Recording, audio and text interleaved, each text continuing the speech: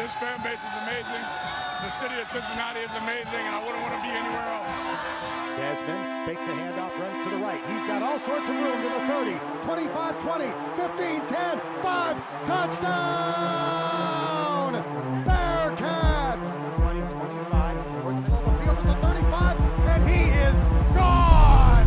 Trey Tucker will take it 98 yards to the house. A nip at night knockout as the Bearcats send a message to the college football world. Did you see that?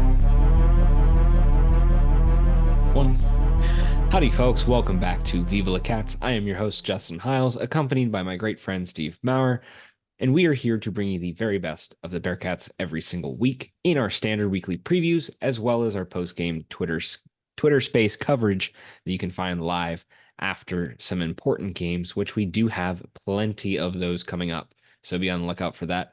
I'd also like to mention that we are, again, the 1012 Network's podcast arm in Cincinnati. I don't even know what we're calling that, podcast arm. So make sure to check out the 1012 Network, and don't forget as well to check out our sponsors, Charlie Hustle, who've been supporting us through this entire season.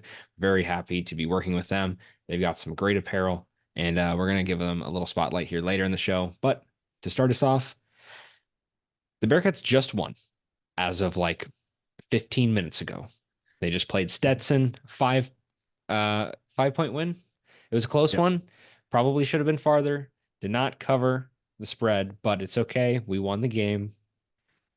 But since we last talked, the Bearcats have played Stetson, they played Merrimack, and they also played Dayton. Steve, the Bearcats are now 10-2, but does it feel like 10-2? And what are the vibes? General vibe. What is the vibe? General vibe reporting for duty, sir. The vibe is not good, sir. I don't really want to say it's not good, Justin. I mean, 10-2, obviously you take that all the time. Not dropping by games like a certain team across town. But it's like the most toothless 10-2, if that makes sense. Like it's the very like diet version of a 10-2. Like, you know, there's just not much beef, not many calories, not very much lean. Yeah. It's a very lean, like it's like a 98% beef, 2% fat kind of ground beef of a resume so far. I mean, I haven't really checked up with Georgia Tech lately. I don't know if that win is still holding, but we'll hold that Georgia Tech win over Duke forever in our hearts. But we had a couple rough games. I'm not going to say that the Bearcats kind of underperformed. They're missing a couple key contributors in both games.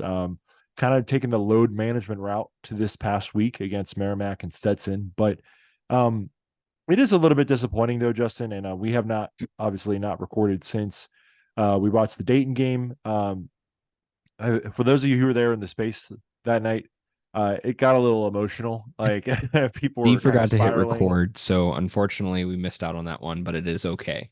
You were there live if you were there. Yeah. And I do think it was just like frustrating to just, and I think probably I'm projecting a little bit. And to be honest, my brother has not even texted me about like Dayton beating UC. He's a football guy, He's waiting. Really, is what he's doing. He's saving that. Exactly.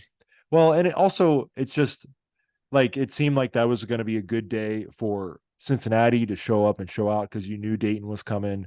Wes had to really plead with fans to show up, and the Dayton kind of took over that crowd, and they took over that game too. Yeah, I think one of the most important parts that I've noticed throughout this season, you did mention local teams dropping some bye games, and I as funny as that is, it is at least a little bit comforting that the Bearcats are taking care of business in Fifth Third so far. Of course, there's a lot of time left and a lot of very difficult games that can really, screw us over. But I think at least so far, they've done a good job of that. I do think that if this game against Dayton was in Fifth Third, it's probably closer. But the way that they were prepared for that game, I don't know if they would have won that if it was at home. I don't know if it would have made any difference. It's downtown Cincinnati. It's literally 10 minutes down the road. Like, you should be able to pack that out. It should be no problem. It should be a home game. is a team that you were supposedly better than and supposed to be better than, and they absolutely ran a train over you. It wasn't even close. Like Dayton Well, demolished Cincinnati. and credit to Dayton. Dayton looks like a legit team this year. Yes. They lost to Houston at a neutral site by like less than 10 points. They took care of St. John's, who obviously beat X by a bunch. They've looked pretty decent in some games, and so and Deron Holmes is a pretty good player. So I'm not like if I were to look at it from two perspectives, Justin, and I want your take on my thought here, but so if you really think about it, like we've played 12 games so far. We haven't had two of our big men for them. We've had a couple injuries along the way as well. Really starting to work out the rotation. And obviously, we've passed every other test except for Xavier and Dayton, passed all of our home tests. And looks like if we can hold on and win next week against Evansville, we're going to enter Big 12 play with an 11-2 record. And I do think that obviously we joked about it's a very lean 10-2, or it will be like an 11-2. But if you had maybe if you had been able to flip one of those games, you'd feel a lot better about this team going into Big 12 play. Right. Well, and I think I think the way that I look at it, it's going to be interesting when we go through the rest of the season, because you already kind of touched on this in a way of the Xavier games so far, the Houston games so far, and Dayton. There's a lot of transitive property happening early on in the non-conference season, which I think is really interesting because we don't usually have a lot of that of like, we played this team and this team played a team that we played it too. So like you get some really apples to apples comparisons early. However, I think we'll see how some of that ages. I definitely would agree. I think the momentum is much, much different if you just sneak away one of these games. If you manage to snag Xavier, you obviously flip the script on the shootout conversation for the past few years on end. You flip the script narrative going forward for this season. You lose to Dayton, but you beat Xavier. All is fine. You slipped up against a team that is pretty damn good. You lose to X, you beat Dayton. Okay, you lost the game you wanted to win, but you took care of business against a team that you should have beat, but also looks really good. Yeah. And so now that you don't do either, I'm wondering, this is part of where I'm getting at is, of course, I think you're going to feel better. But my question would be, you lose to Xavier, you lose to Dayton. It doesn't feel great. But you're 10-2.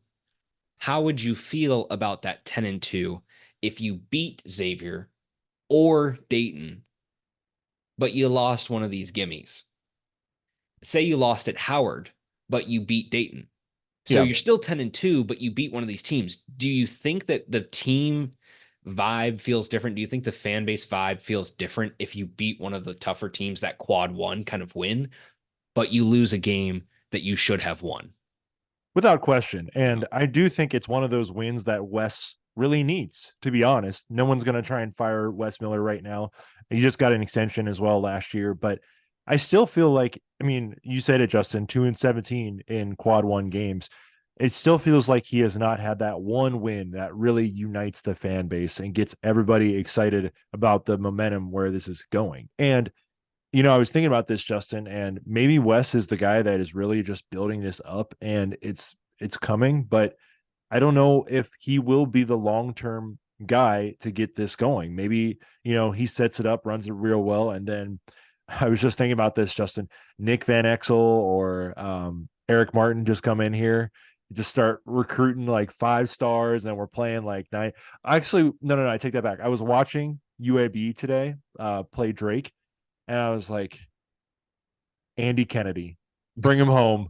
Like I was dreaming about like we're already wearing the blocks. Why not just bring somebody back from that coaching staff? I digress. No one's gonna fire Coach West right now, but I still don't think he has 100% buy-in from this fan base. And I think with football taking a downturn this year, a lot more attention got focused onto basketball, especially with the 7-0 start. And people were really just hoping and praying that this could be the year, especially with how Xavier came into that game. And obviously they took care of their business and we didn't. Right. I do think, though, that this Big 12 schedule gives Wes multiple opportunities to really go out and like pick off a couple teams. And if he can do that and show proof of concept, I think people are going to be on board. Like, Yep. if you somehow go into Allen Fieldhouse and beat Kansas, which West Virginia still has not done in their 11 years of being in the Big 12, that's big time, brother. Yeah. Like, if you even go in and beat BYU at BYU, that's big time too. Like, there's beating a top 10 team. yeah, exactly. And you get Texas at home that first game. I just looked at our schedule. The first 5 games, man, all of the teams are if not ranked, really good. Like TCU is the only team that is not ranked out of our first 5 teams. And I was going to mention this in a little bit, but you're already on it, so I'll hit this. TCU also has a handful of votes. So they're sitting right outside the top 25. If they put together another win or two and maybe win their first Big 12 game, there's an opportunity that we play a ranked TCU as well. yeah, So it could be 5 out of the first 6. It's going to be like Big East days all over again, people. So I hope you all are ready for that. It's going to be like Big East days on steroids at this point, because like the lineup that we have out the gates is just going to be an absolute gauntlet. Of course, I am actually kind of glad that it is very front heavy, because I think it allows you to say like, okay, the Big 12 starts playing against each other. They're all beating up on each other. If you lose a few games in the beginning, get some momentum towards the end. Get some momentum in some games that are winnable, but teams will look better when they sneak a win against Kansas or Houston or somebody before we get to the end of that. I think the part that makes me nervous about this whole thing with the Big 12 that we haven't really touched on, because we've been so focused on this year and specifically where this year is headed and where the season is going. I'm really nervous about next year because you add in Colorado, Utah, Arizona, and Arizona State. I don't know if any of those teams give you any other toss-ups. I don't know if Arizona State's a toss-up. I just watched them lose by 20. Maybe Arizona State's a toss-up. they might be firing their coach this year. But you're right. Yeah, the other 3 are still like really good even Colorado, not like as good over the past 10 years, but they've been ranked at different times this year. They've looked pretty good. Yeah, I'm really concerned that you add a few more of those teams to the schedule and suddenly it becomes even more difficult to get your head out of the water. I think that you're getting the right guys. Clearly, we've seen proof of concept individually with some of these guys. They've had their flashes. Dan Skillings tonight had 29 points. We've shown that he has shown that he can be a very, very flashy scorer. The problem is he is a flashy scorer. He is not a consistent scorer.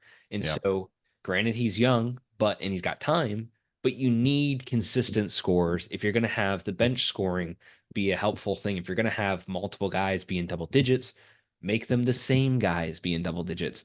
Make sure that it's a consistent expectation week in, week out, that you know what to look forward to, and you have a roster that's not going to start dropping goose eggs in the middle of the season playing in the Big 12.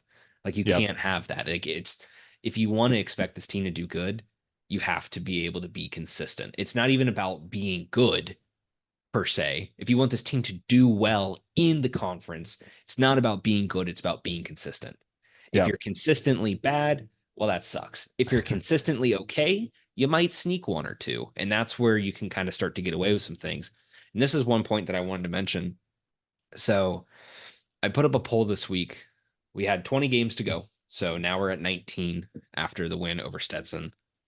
So 20 games to go. What is your confidence in the Bearcats to end with a 20-win regular season? So now we're at 10, which means that we only have to snag 10 more wins through the next 19 games. That is a tall task. Usually you'd say conference play.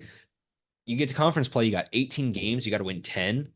It's like lights out. That should be easy, no question. Now it's very different. It's, okay, 5 is the bare minimum expectation, but 5 also feels really good. So what does 10 feel like?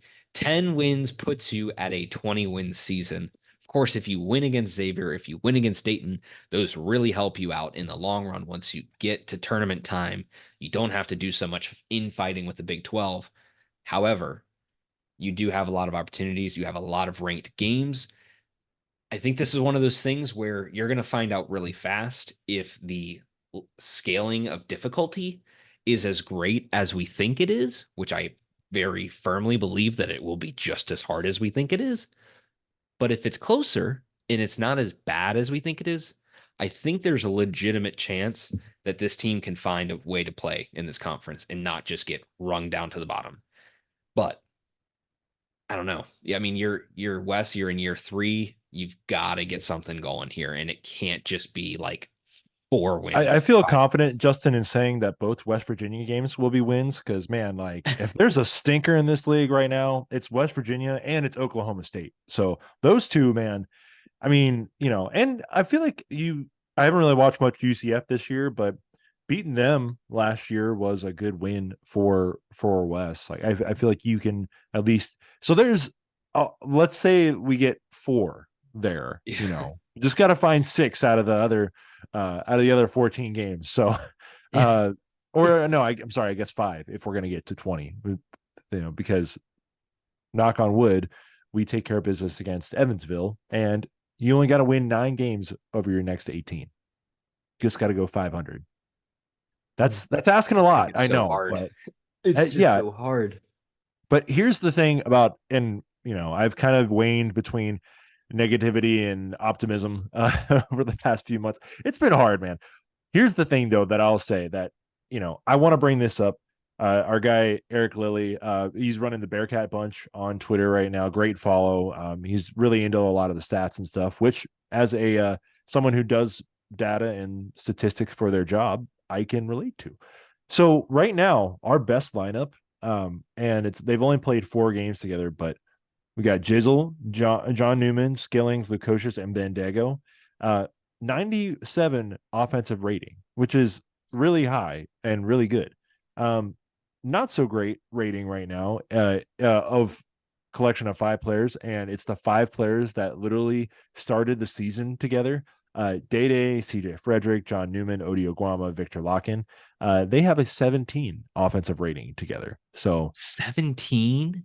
Yeah, and this is I think this is even before Tuesday's game against Merrimack. So, but this is just after Dayton, basically. So, and then, unfortunately, Odie is also in a lineup that is the second lowest on the team right now at with an offensive rating of 36. Everything else is decent to good. So I'd say I do want to ask you this, Justin, and we can ask with some tact, but with the additions now of Aziz and Jamil, it does seem like Odie is going to lose some of that playing time, and that sucks, but he's unfortunately showing right now that he's kind of getting played off the court, to be honest. I understand the point for Tat. I mean, being blunt, the guy, like you said, is just getting played off the court. Odie has stuck around, for better for worse for the team. I don't necessarily think that he is just cooked for this season, but he's got to show some massive strides forward if he wants to keep playing the minutes that he's playing, because I just don't see, I think right now he's feeling like what he felt when he first got here, which is we're going to plug him in. Your job is to get rebounds. You remember I'm like a battery. You remember that? I remember that. Odie Oguama, the battery. The battery. But the guy has a lot of energy. He's bouncy. He's a good rebounder. I think he is a position player. I don't know if putting him on the court gives you an advantage that Jamil or Aziz does not have past him. I think that putting those 2 guys on the court, either one of them, beats out Odie 9 times out of 10.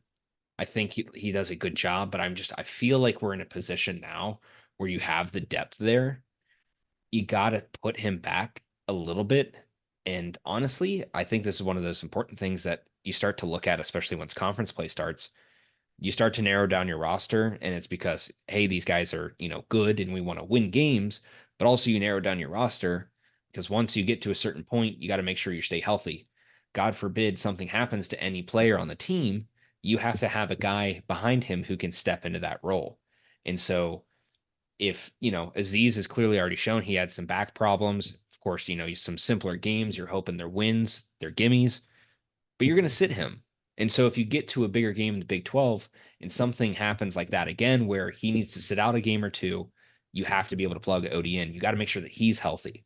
So it's Yeah. like, it's one of these things where it's like, he's not your best option, but he is an option and he's there and he's suitable. He is serviceable. I just don't think that he's going to go win you games playing in that position. I Yeah. honestly, looking at the rest of the roster too, I feel like your youth is winning out over your veterans right now. Yeah. And I think you have to lean into that, especially if you're West, because your youth is also your guys. I understand there's the veteran experience. Maybe that'll change once Big 12 game plays or Big 12 play comes around and you have some of those games where it's going to be a bit more difficult. But some of these older guys right now, it just doesn't feel like we're really getting everything that we could out of them against some easier teams. And I feel like when you put the younger guys out on the floor, it feels like they're doing better. It feels like they have more energy, they're flashier. And it's, I don't know, it's advantageous, I think, to start playing these younger guys sooner because these are Wes's guys, and these guys going forward will be his identity and will be his core. So your Jizzle, your Dan Skillings, I don't even know what Josh Reed is right now. But I wanted to ask you about this. Apparently Terry Nelson says that Josh Reed is going to be the next John Newman, according to the coaching staff. I'm like, we sure about that? Like, I don't know. I think both of our reactions to that news kind of says it all. Yeah, I don't see that personally. I think John Newman's a much different. Like, if he means like being the everyman guy who you can plug in, that's great. I just don't think that he's going to be an everyman starter. Yeah. And You're telling me when we bring in these 4 stars next year that he's going to be, the next John Newman and be a starter? True. I just don't see it. Yeah. Yeah. I like him, but I did want to ask you about one thing real quick. Ravon has not played at all this year. It was pretty much like a given, but it was confirmed this week at Wes's radio show that he is going to be a red shirt, but didn't really seem to affect his mood. He was like one of the first guys out there. Oh yeah, Justin's wearing a red shirt. That's why you should watch this year, guys.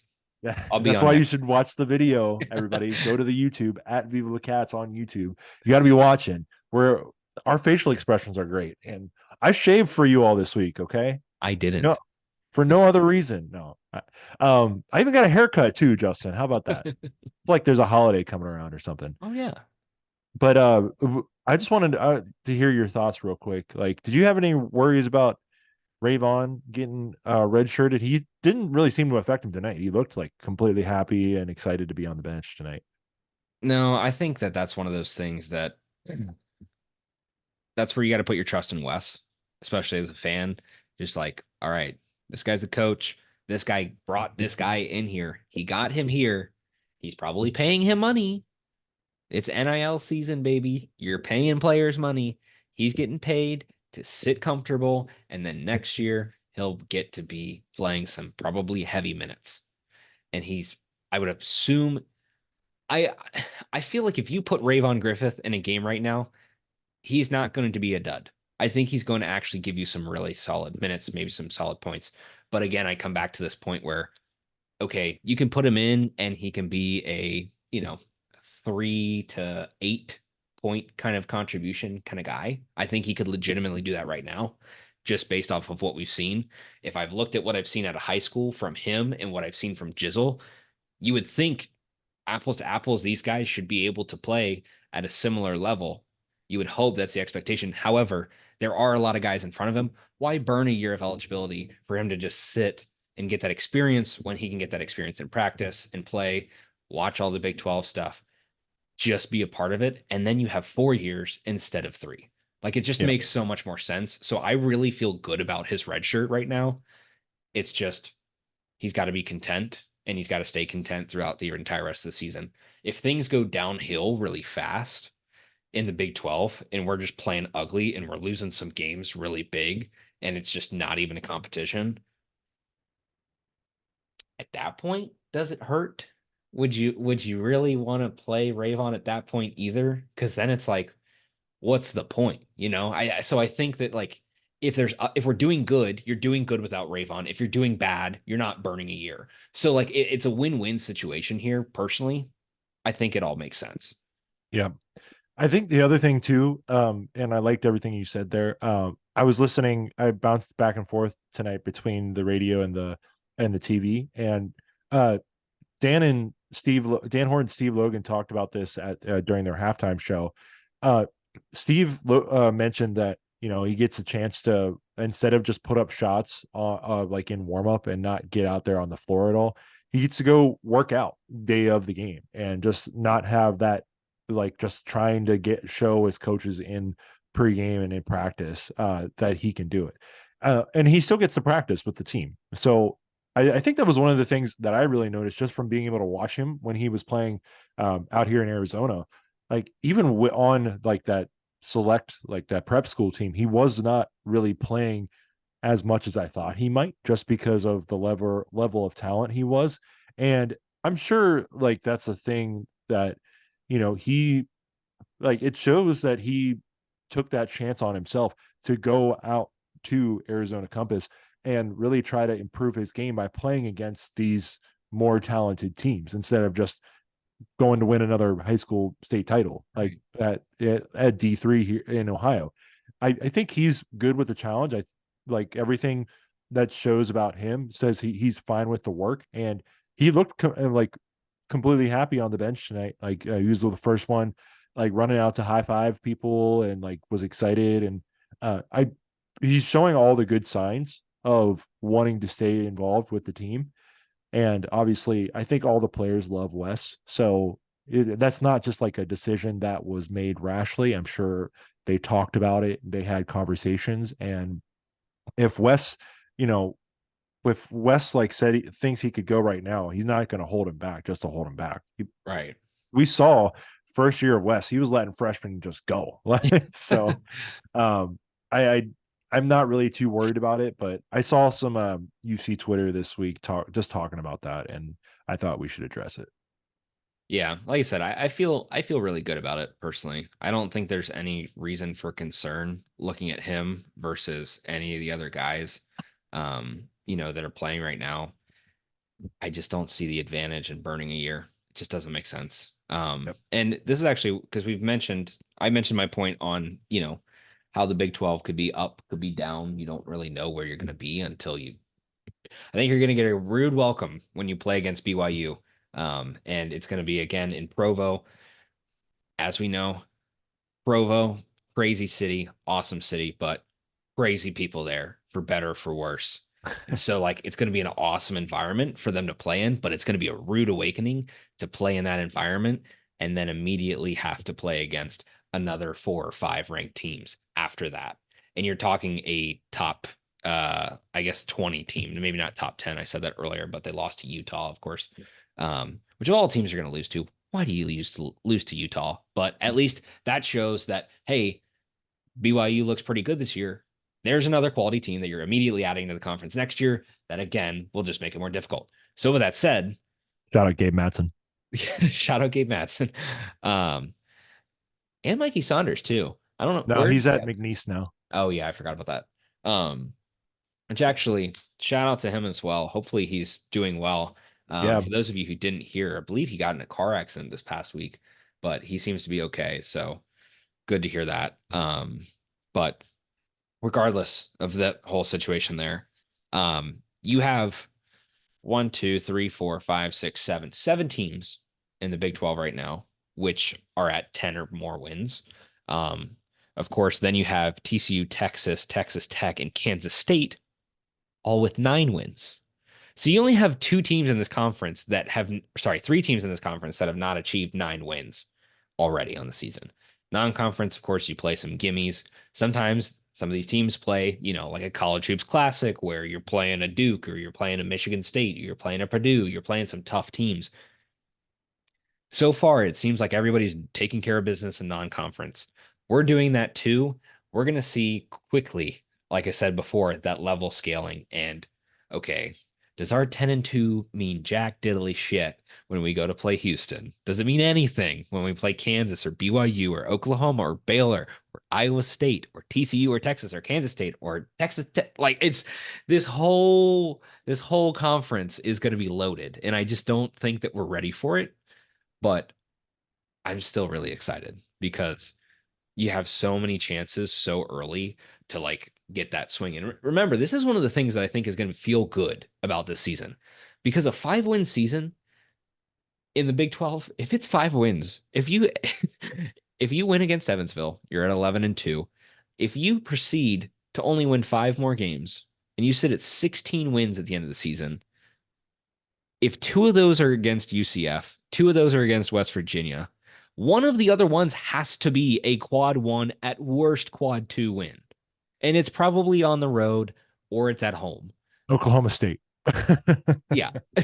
So like maybe it's those, but hopefully not. Hopefully it's some of these other ones. But again, like you're talking like if you have 5 or 6 wins here at the minimum of what you would hope for, you're getting a quad 1 win. You're getting a quad 2 win. Like you're doing the thing that we've been waiting for West. So like now it's not really the point of like, oh, you've missed out on a lot of these opportunities. Now all of these games are all of these opportunities. So that 2-17 and quad 1 wins, that's going to look really different when you get to the end of the season. And it's going to be one way or the other. So which side of it are we going to be on? That's going to be the tough part. God, I hope we're on the right side of that. You can do it, Wes. We believe in you. You only have like 13 or 14 quad 1 games. So make the most of them, buddy. I don't think it's 13 or 14. I think it's like at least, I think it's 10. I think 10 of them are quad 1. I'm going to look right probably now shift even just more. because I am curious. You might it might take you a minute there if you're looking for that. It looks like we right now Oh, are you looking at Camp we have 10 10. remaining Q1 games just based off of bracketologists. Oh, there you go. West Virginia is our only currently remaining Q4 game. They're a Q4 game? That's the home game against them, the last game of the year. Still a home game and they're Q4? That's sad. Yeah. Sorry, West Virginia. We know we know what it's like, unfortunately. Take me home to the place where I belong. Cincinnati. Oof. That's a tough one. Yeah, they're sitting at 4-7. The real question is, have they got better since they also were beneficiaries of instant transfers becoming allowed? Well, I saw that Raekwon Battle only played about 10 minutes Wednesday night, and they still lost to Radford on a last-second shot. So they've lost to Radford, UMass, Pitt, St. John's, another transitive property game. St. John's is playing everybody. Virginia, SMU, and Monmouth. Yep. And their wins are against Drexel, Bellarmine, Jacksonville State, and Missouri State. This is a cupcake schedule, and they are doing a piss poor job of participating in that schedule. That's honestly really sad. They're not really helping themselves much, are they? No. And Oklahoma State really is. I mean, they're losing the games that I don't know. They're in an interesting position too, but they're not West Virginia bad. See, I look at West Virginia's situation. I look at Oklahoma State's situation. UCF 8-3 losses to Ole Miss, Miami, and Stetson. Another transitive property game. What is going on here? We've got a lot of apples that we're going to make a chart. We're going to make a chart of the circle of suck, and hopefully we're on the top of that, and it doesn't complete because we're the ones who are on top. Regardless, I do feel better after looking at some of these other teams' losses. Kansas State. Okay, well, they lost at home to Nebraska, which I'm interested in. By scoring 46 points. Yeah, that was interesting. That's and they have the issue with Naquan Tomlin not like being asked to leave the basketball team and then immediately going into the transfer portal, possibly to West Virginia. I haven't really heard where he's going yet, but it's been a weird situation for K-State this year as well. I would just like to take this moment to imagine what it would be like in the world of mid-season transfers. You have a transfer deadline by the time conference play starts. If you're like, fuck it, I'm out of this team and I'm transferring, I'm taking my talents to South Beach. We're playing for Miami of Ohio. Let's fucking go, baby. I'm going to drop 22 on Oakland. Like, I want that kind of like mid-season transfer portal. That'd be insane. You don't burn a year of eligibility. That'd be fucking crazy. You'd You have might just get so it, much Justin, chaos. because like now NCAA said they're not even going to like challenge multiple time transfers next year. So Did they say that officially? yeah, they officially came out and like put down their sword on that. So I wonder, is this a thing where it's going to be like COVID, where it's like, okay, we've got the COVID year, and then this is just going to be a thing that we're going to have to deal with for the next 4 or 5 years? Or is it like we're just out completely? Like we're going to well, be I hands feel like off? we're going to be dealing with the COVID year somehow until like 2027. But I saw someone today on Twitter, Justin, saying that Talia Tagovailoa hasn't decided yet whether he wants to go to the draft or try and get an extra year of eligibility, and that there's a possible legal case, half joking, half serious, that he would just try to say, I have a better chance to make money playing college football than I do professional football. Like, can I just keep playing college football? And like for the NCAA to, and like if he just keeps going for degrees, like would that be like thrown out in court just because they keep losing everything in court? Like that's our dream, Justin. That we like, can Jaron Cumberland then come back and just get it like I don't know, another degree and How bad just do you come. want the NFL level, my guy? I'm willing. I'm willing to throw some dollars down. I got a crispy like $5 bill in my pocket right now. Let's go. Come Des, on. come on back, baby. We need you to like take that. You want to do a business job after your career, or you want to Yeah. just be an engineer like Alec Pierce? Like, what do you want? Like, we just Yeah. bring back the whole 2021 team and just say like, what do you guys want? Kobe, Sauce, my boys. What are y'all doing? Come on. Come back to We got City Cincinnati. Reigns now. Y'all can Fun. get in Yeah. there. Hey, you're always loved here. The NFL Yep. fans, they love you one week, they hate you the next. Cincinnati, we love you all the time. We love everybody all the time, even if we talk shit about them later. But we love all of them.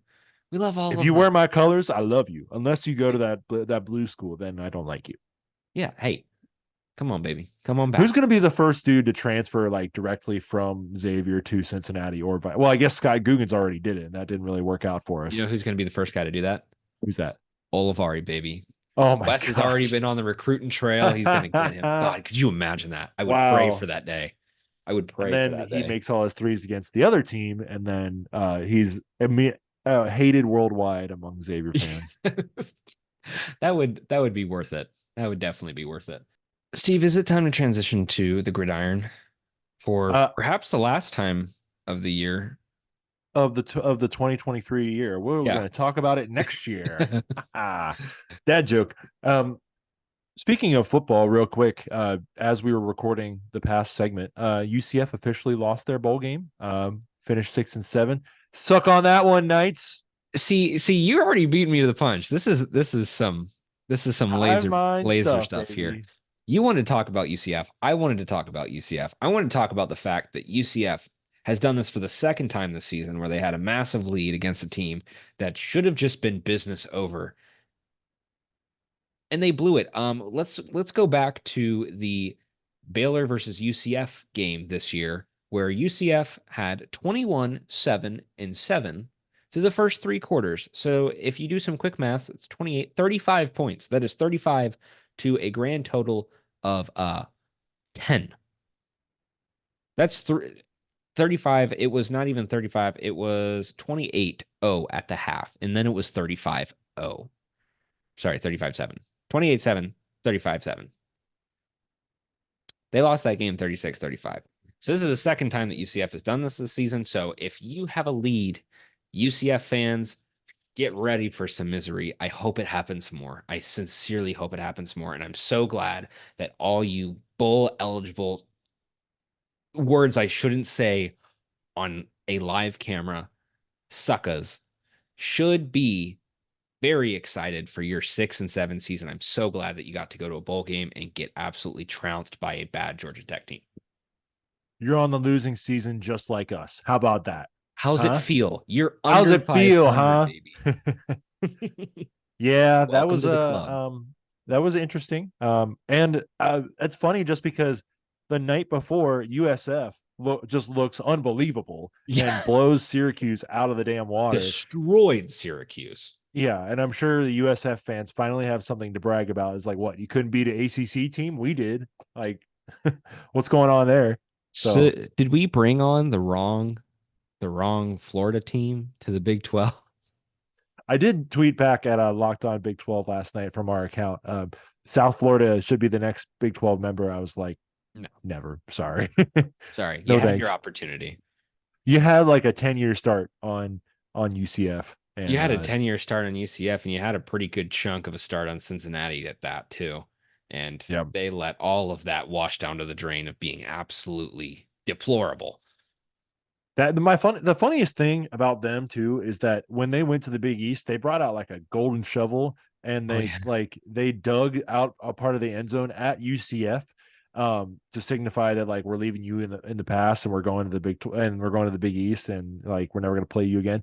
And like it's funny that I would have thought UCF would have done something similar last year because they played their last game of regular season conference play at the Ray J, and they didn't really do anything like that. So, You can't tamper with an NFL field, Steve. That's the only reason why.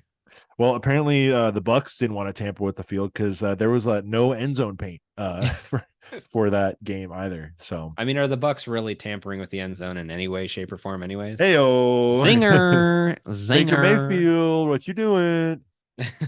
Anyways, Bearcats. Steve, what are we talking about here? Well, Bearcats improved in a couple of different metrics for the recruiting classes. Although, be it from last year, where they obviously a new coach class is never really that great. Still improved. They finished as of today 53rd overall and 7th in the Big 12 according to 247 Sports. One 4-star player in cornerback Daniel James out of Georgia. 30th in the transfer class ranking overall, 6th in the Big 12. Although we are still active. Our biggest transfers so far are Indiana quarterback Braden Sorsby and 2 Ohio State guys, one running back Evan Pryor, not Evan Prater, Evan Pryor, and one safety Kai Stokes, who Coop Ledford said that we would like. So I hope he's right. Justin, we are still, like I said, we are still active in the transfer portal, and we could still be active until literally the season kicks off next fall. But my only takeaway from this so far is that, and I posted a tweet on Wednesday just recapping what happened. And I tweeted like the video that the football team put out, and someone responded like, I don't see this as a reason to get excited. I was like, I didn't even put an exclamation point in this post. Like, I'm literally just recapping what happened. So, unfortunately, I just don't know if Coach Satterfield is going to be a high rankings guy, which kind of says what we need to say there. His highest ever ranking at Louisville. Of course, he was a new coach coming in one year, and that year he was a 71st rated class, 51st, and then 44th in 20 for his 2021 class. 53rd, obviously not great. Fickle was pulling in better classes as part of the AAC, but I will say that the guys that he had, and I don't know how many of the guys were holdovers or were recruited by SAT, but I mean, I think I have to dive deep into that before next year, Justin, to see how many of those guys were just Scott Satterfield recruited to Louisville, because it speaks to their development that they were able to develop from the 43rd or 44th overall rated class and be able to produce and lead their team this year to the ACC title game. I mean, how And much of that was lead under Jeff Brom to the ACC title game. Yeah, you're right. You're right. Of course. And then how much of that was Jeff Brom? Right. How much of that was like besides staff and development? We'll Right. see. It wasn't really like the greatest mood across UC Twitter after that happened.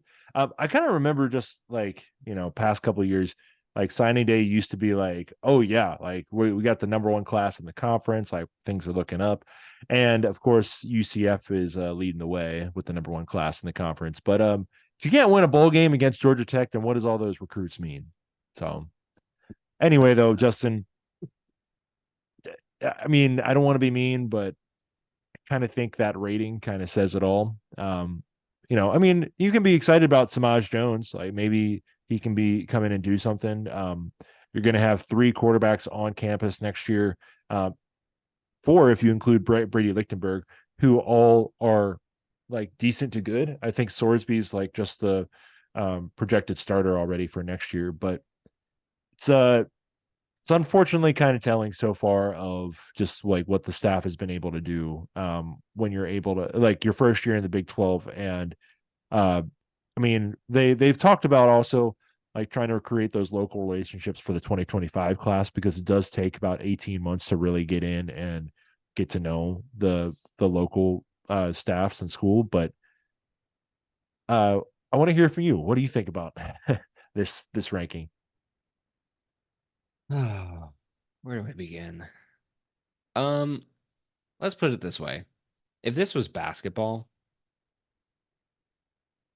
Wes is doing a fantastic job, and he's bringing in the numbers, but he's also bringing in the players. Players are going to be a huge thing. You're going to have to look at culture fit. You might have some guys that might be more talented. You might have some guys who aren't as talented, but regardless, money's involved now. And I think that this is a huge thing that is really shifting our perspective on a lot of this. And I don't know if we're necessarily putting, key into hole and turning key to open said door for this sort of veil that's over our eyes right now, which is, okay, you have a number of 53. It doesn't look great, but also there's a lot of schools pumping a shit ton of money into their football programs, pumping a shit ton of money into NIL in it as a whole.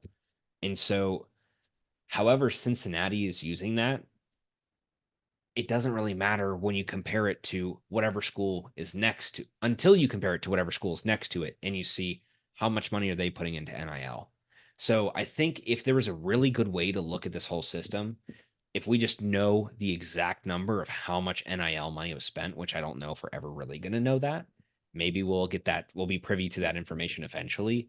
But if Cincinnati spends $10 million, which throwing out numbers here, but if they spend $10 million and they're at 53, that's going to look really good if Tennessee spends $25 million and they're at 35, because there's a huge gap in money that you can spend and that talent. But again, now if you look at the flip side of it, if you're spending $10 million and somebody else is spending $8 million and they're a worse program, but they're getting the same level of recruits as you, now I think you have a little bit of a disparity there. I think the money is a huge piece that we're really not factoring into a way that we used to factor for just pure recruiting. It's like, this is the guy, this is their ranking, this is their number. Now it's paychecks.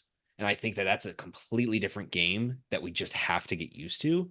And I think it's really going to change the way that we perceive how somebody does in success in a transfer portal. And not just transfer portal, but like in your rookie classes and all these other, stat ranking graphs that we're pulling for all these guys that we're pulling into the team. Like it changes the game. Like it's not the same playing field, and it never will be the same playing field again.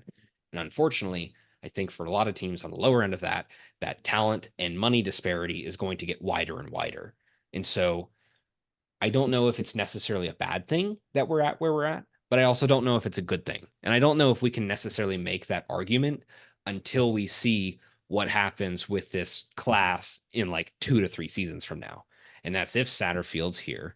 That's if all the same guys are here. That's if all of that comes to fruition. I don't know if you can ever truly measure how good a recruiting class is right now until you see a couple years of what money being put into a program does for that program. We already know it's working for the big programs like Alabama, Ohio State, Georgia, so on and so forth, Michigan, all those guys. But What does that mean for Cincinnati? I don't know. But if it was basketball and we were just talking purely numbers, no, I don't feel great about it because it's a team sport.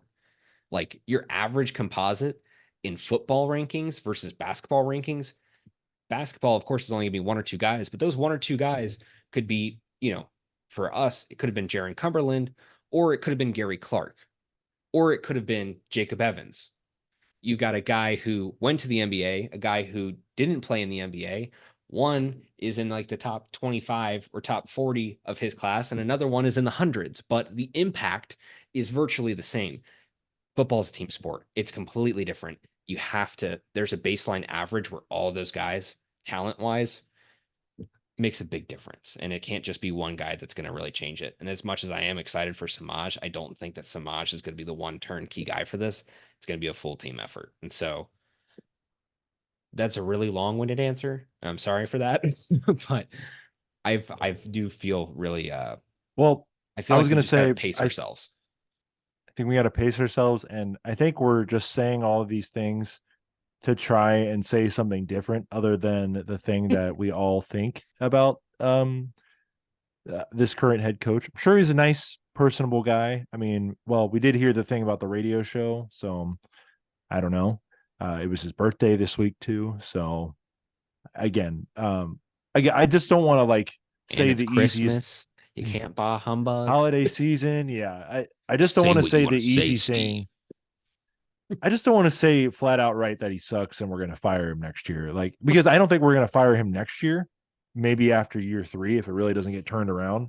I just think like even Philip was saying it like, this is just like a bad hire for Cincinnati. And it's like, after year 1, maybe we just didn't have the roster, but it's just like hard to deny if, like, and obviously like the highest ranked big team in the Big 12 was Texas Tech, and they're 22 overall. So what's the difference between 22 and 53?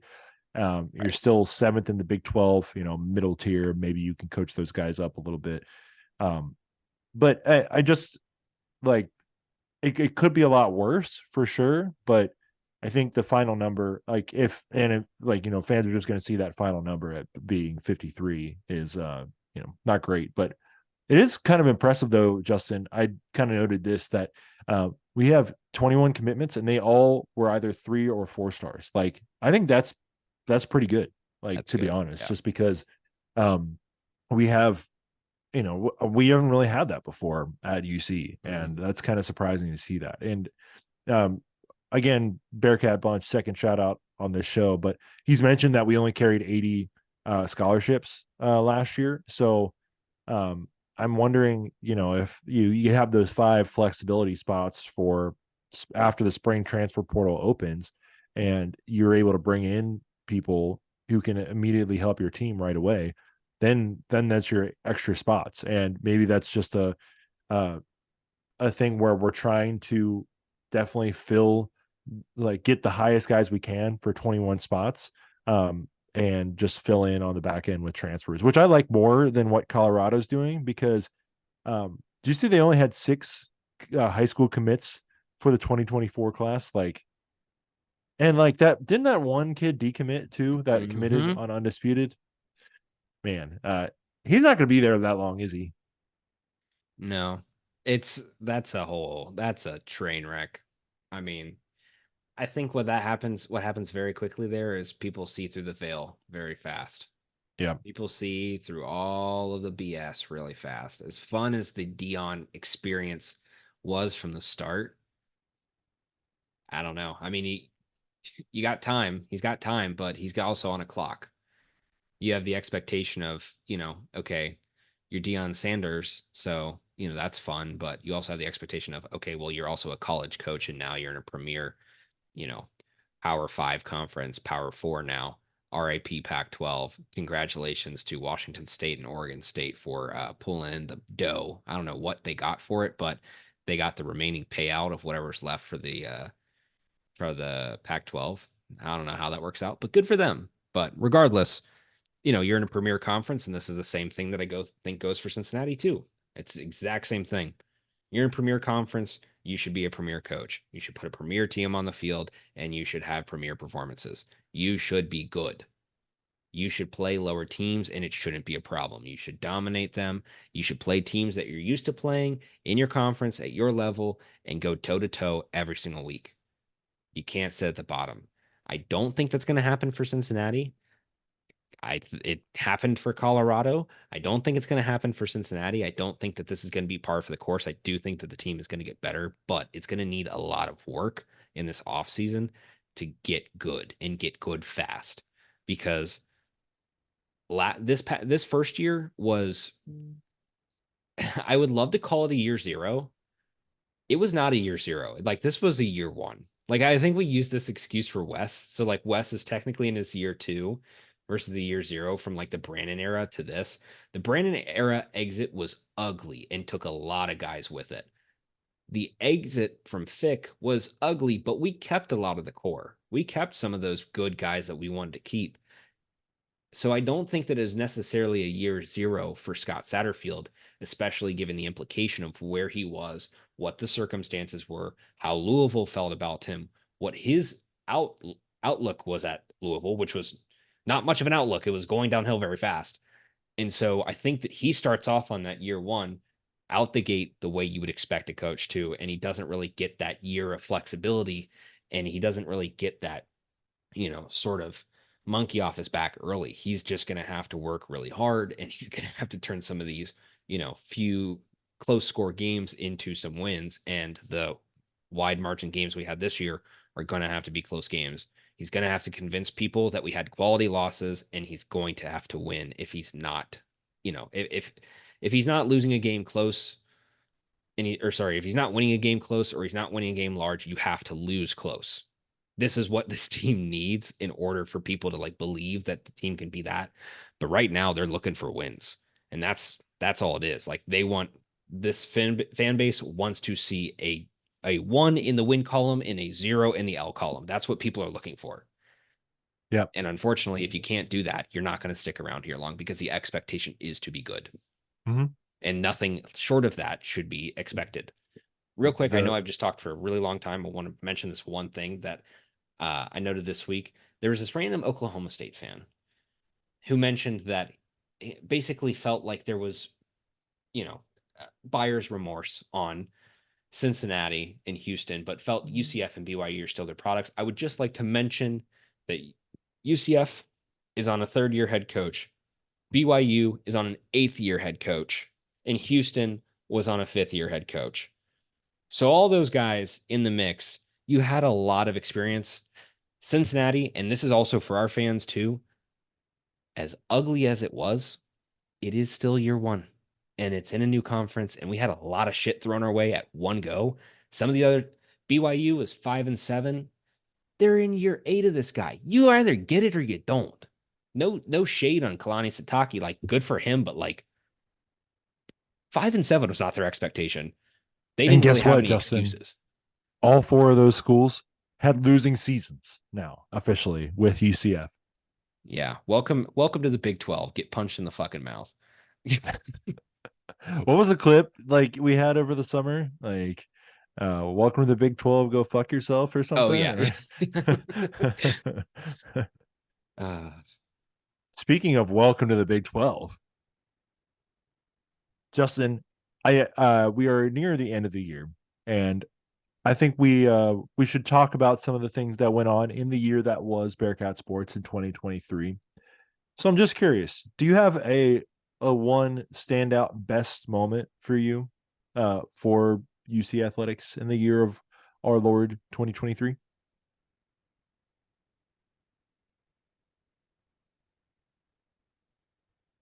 If you remove time, so this is a best moment. Immediately not following the moment in script. time. This is a bubble outside of all the other stuff going on. In my bubble for the Cincinnati Bearcats, and as sad as this is to say, it was the win against Eastern Kentucky, because we were all high as hell on that game, and we thought we were going to destroy the world, and we thought Emory Jones was the second coming of Jesus Christ. I thought you were going to say the Pitt game, to be honest.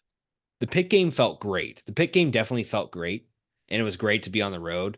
But like the EKU game, like we were like, okay, this is going to be game over. Like we saw what we came off of last year. I understand this is not a great team, but we're just beating the fucking brakes off of this team. If I could live in that moment again, I would take that. The Pitt game is a very close second, though. As much that game definitely meant more, but also then we got to watch Pitt for the rest of the year. So, Good point. whatever. I'm going to kind of go off the board here and say that the golf team making their first ever NCAA tournament was a really cool moment. And, we've talked about we've done our sports wrap ups this week. By the way, shout out to Coach Merriweather, 8-3 start in Big 12 play, best start in 15 years for the women's basketball program. Shout out to them. But I think one of the things that I've noticed is that unfortunately, some of our sports around like the athletic department are like we are a football and basketball school for sure, and some of the other sports just weren't like if we want football and basketball to be really good, we should hope for all of our sports to be really good. I understand that's impossible, but like I really want to like shout out and have good things happen for our Olympic sports and just sports that people may not follow as much. And man, like golf team making the NCAA tournament first time ever, like that's legit history. Like history was made this year. So shout out to them, man. That's probably kind of an off the radar one, but like they deserve all the praise for like having a great season last year and reaching that point. That's a very good point. Now, those were our best moments. What was your least favorite / worst moment of 2023 from a UC athletics standpoint?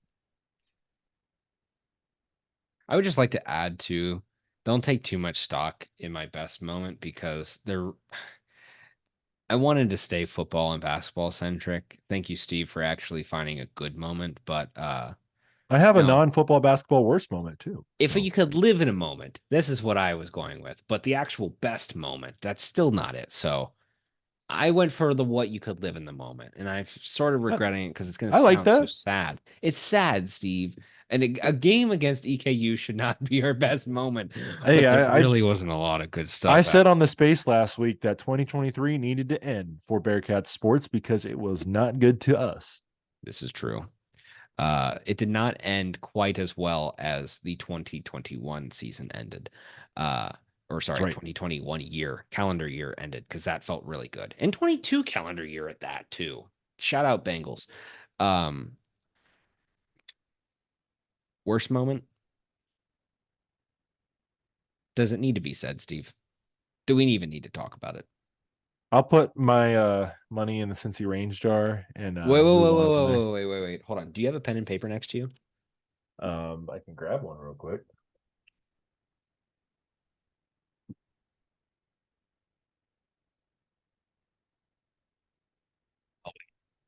Okay. Here's what we're gonna do, Steve. Oh boy. All right, we're both gonna write down the worst moment of the 2023 season at the same time, and we're gonna show each other what it is at the same time. All right, I'm grabbing a pen. And I think that out of the entire calendar year, this should go without debate. We're waiting on Steve's return. Would you guys like to know what this ISBN number is? Because that's what's written on this paper on the other side. 13-987179751855725.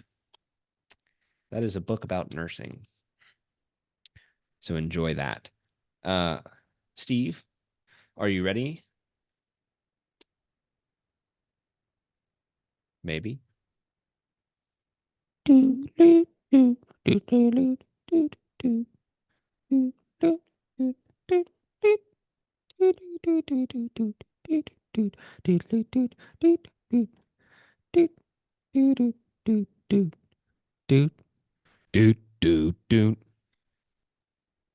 All right, Steve. We ready? The worst moment in the Bearcats 20 Let me start that again. The worst moment in 2023 for the Cincinnati Bearcats across all sports. Show us now. You gotta unblur your camera there, sir. Oh, there it is. Kudos to you. Baseball gambling, Miami game. It is the Miami game. I love your honorable mention. There's no people excuse. forget about that, to be honest. I forgot about we that too. we had to let go of our baseball staff because someone was letting people know about certain movements in college baseball games. So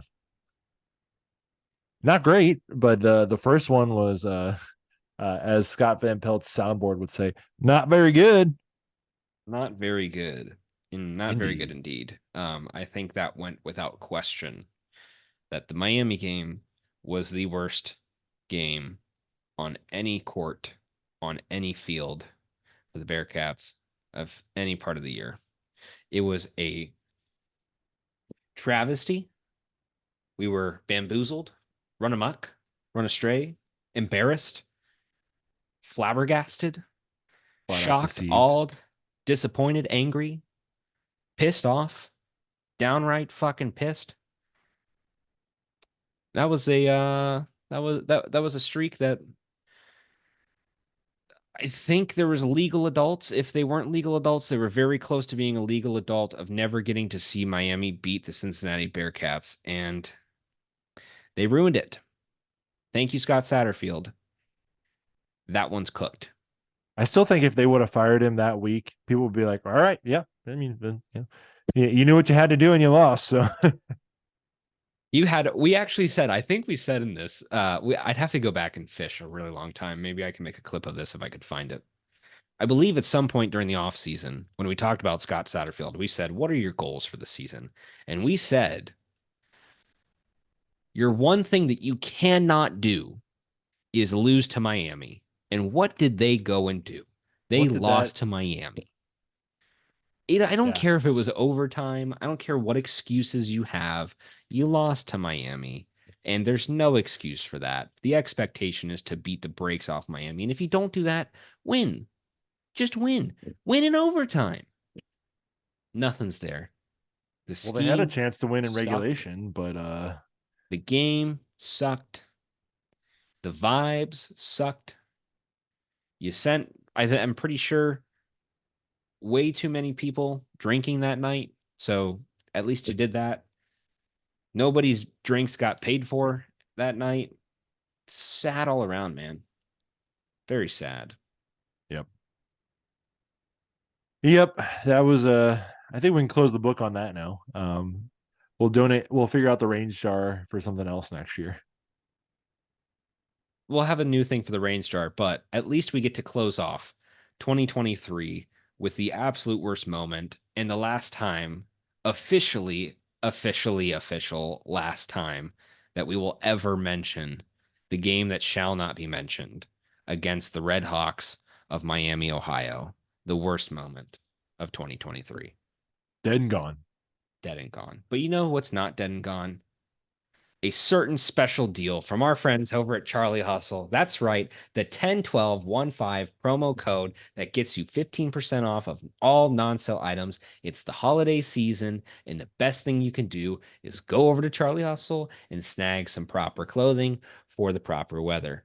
We have some awesome deals for you there that you can use. Again, our promo code, which is 101215 for 15% off, and you can get some awesome tees, sweatshirts, hoodies, jackets, you name it. They've got it all. And if you don't even want to get anything college related, they have a lot of Kansas City stuff. I'm joking. Don't go grab the Kansas City stuff unless you're from Kansas City and you like that. Cincinnatians, you can grab the regular threads. The plain threads are great. If you're a fan of Ted Lasso, they have the sweatshirt that Ted Lasso wore of the Kansas City barbecue joint from one of the shows. So you can do that. There's also a USA Drinking Team 1776 shirt. Pretty versatile, I would say.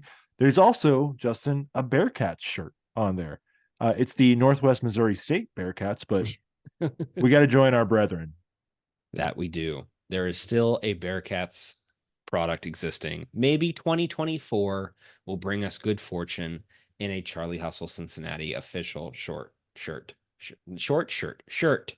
Shorts too would be great. Let's get it all. Regardless, thank you to Charlie Hustle for this whole back half of this season that they've covered for us. We really appreciate working with them. And it's been fun. So hoping that we can keep it continuing on. But with all of that said, happy holidays, folks. Merry Christmas. Go enjoy time with your family. Go enjoy time with your friends. And if you don't have family or friends, you have us here. And we're always here to make you feel better about the Bearcats, even though we just rounded off the year with the absolute worst moment. We can at least give you some smiles and laughs, hopefully, if nothing else. So from myself, for Steve, thank you all. It was a very, very fun and joyous 2023 with many ups and many downs. But we're here through it all, and we will continue to be here through it all in 2024. So with that, I bid you adieu, a Merry Christmas, a Happy New Year, go Bearcats, Viva La Cats, to 2024 we come. Auld Lang Syne, Viva la Cats. Viva La Cats.